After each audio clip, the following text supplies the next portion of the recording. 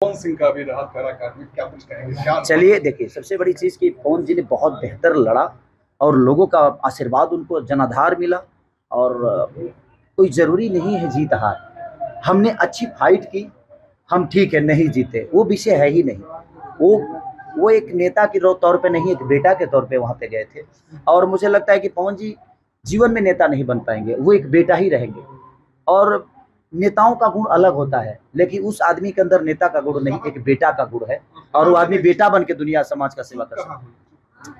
पहली बार ही बताइए, वो संगीत का आदमी, वो एक्टिंग का आदमी, वो गायक हैं और चुनाव लड़े हैं। चुनाव का विधि अलग होता है, सारी चीजें होती है। तो चूक उसमें तो सारी चीजें तो चुकी थी।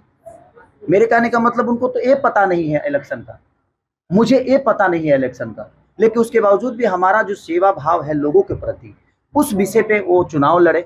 ठीक है, अगली बार इससे बम्पर वोट से वो जीतेंगे, जितने वोट से आ रहे हैं उसके डबल वोट से वो जीतेंगे। आपके जी, नीतीश कुमार को क्या जहाँ पे है अभी वो पीछे रहना चाहिए कि एक बार फिर से इधर आके सरकार? अब नीतीश कुमार हमारा मौसा तो हुए ना, हमारे चचे हुए, सम्मानित है। नीतीश चाचा से मैं रिक्वेस्ट करूंगा कि आप कहीं भी मिलिए, आप इधर मिलिए चाहे उधर मिलिए, बस बिहार को रोजगार दे दीजिए, हमारे बच्चों को शिक्षित बना दीजिए, हमारे बच्चों के लिए अस्पताल दे दीजिए। ताकि क्योंकि आज अब जो आप मांगेंगे उस कद पे हैं आप, आपको मिलेगा। तो आप आवाज से वोट तो ले लिए, लेकिन हमारी आवाज आप सब कब सुनिएगा। तो बस चाचा से रिक्वेस्ट है कि चाचा प्लीज, आपको हमने जहां पहुंचाना था पहुंचा दिया, अब हमें आप हमारे बच्चों के भविष्य की तरफ पहुंचे। क्या खेसारी लाल 2025 में विधानसभा के चुनाव लड़ने जा रहे हैं, स्पष्ट कर दीजिए, क्योंकि क्यास लगाया जा रहा है। हम हमारा बस चले तो हम डायरेक्ट प्रधानमंत्री बनेंगे। भोजपुरी के लाखों फॉलोअर्स हैं, ऐसे में जो भी सरकार चुनी गई है, जो भी हुआ है, जो कुछ चल रहा है केंद्र में, इसमें कुछ बस मैं केंद्र या राज्य सरकार सबसे अपील यही कर सकता हूं कि आपको हमने सांसद बनाया, आपको हमने प्रधानमंत्री बनाया, आपको हमने मुख्यमंत्री बनाया, आपको हमने कुर्सी दे दी, आप हमें रोजगार दे दीजिए। ताकि आप अगर हमारे राज्य में रोजगार दे देंगे तो हमने जो आपने चाहा हमने तो आपको बना दिया। लेकिन आज हम आप ही के राज्य में और आप ही को जिताने के बाद हम गुजरात में काम करने जाते हैं, कलकत्ता काम करने जाते हैं, नेपाल काम करने जाते हैं, हम हरियाणा काम करने जाते हैं। तो हमने आपको दिल्ली इसलिए नहीं भेजा है कि आप हमें घर से ही निकाल कर कहीं और भेज दीजिए। आप हमें घर में रोजगार दे दीजिए, हमारे बच्चों का व्यवस्था दे दीजिए, पढ़ाई दे दीजिए, स्कूल दे दीजिए, हॉस्पिटल दे दीजिए, ताकि हम भी अपने बच्चों के साथ ही अपने जीवन को ऐसे ही खुशमय लेकर चलते। इतना बढ़िया आपका अभी डायलॉग है, क्या है उम्मीद, कब तक आ पाएंगे?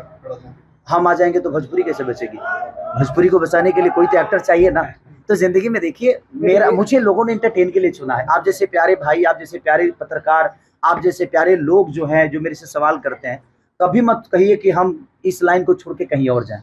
क्योंकि देखिए, भोजपुरी जो भाषा है ना, बड़ी मीठी है और कोई नेता उसको बड़ा नहीं कर सकता है। नेता तो रोजगार दे ही नहीं पा रहे हैं, तो भोजपुरी भाषा को क्या बड़ा करेंगे? और आज मुझे लगता है कि एक यही इंटरटेन की दुनिया है जिससे अपने भोजपुरी को बड़ा किया जा सकता है, अपने भाषा को बड़ा किया जा सकता है।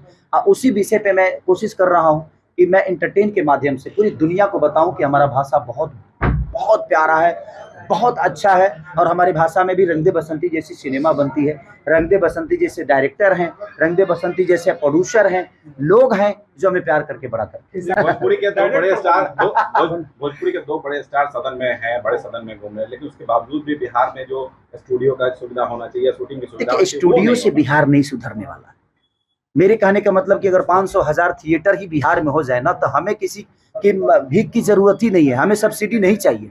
आप सब्सिडी के बजाय हमें आप थिएटर दे दो, हमें दुकान दे दो, हम सामान बेच लेंगे। कहीं ना कहीं जिम्मेवारी तो उन लोगों को, बिल्कुल जिम्मेदारी है। कभी उन्होंने भोजपुरी के लिए आवाज नहीं उठाई है।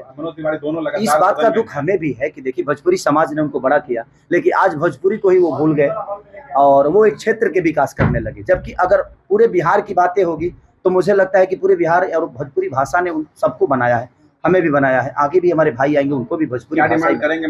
बस मैं यही चाहता हूँ कि भैया 1000 थिएटर यूपी में करा दीजिए और 1000 थिएटर बिहार में करा दीजिए। 2000 थिएटर हो जाएगा। हम जीवन में इतने खुश हो जाएंगे कि कम से कम 200 करोड़ कमा के और 400 करोड़ की सिनेमा बनाने की क्षमता रखेंगे। Thank you so much.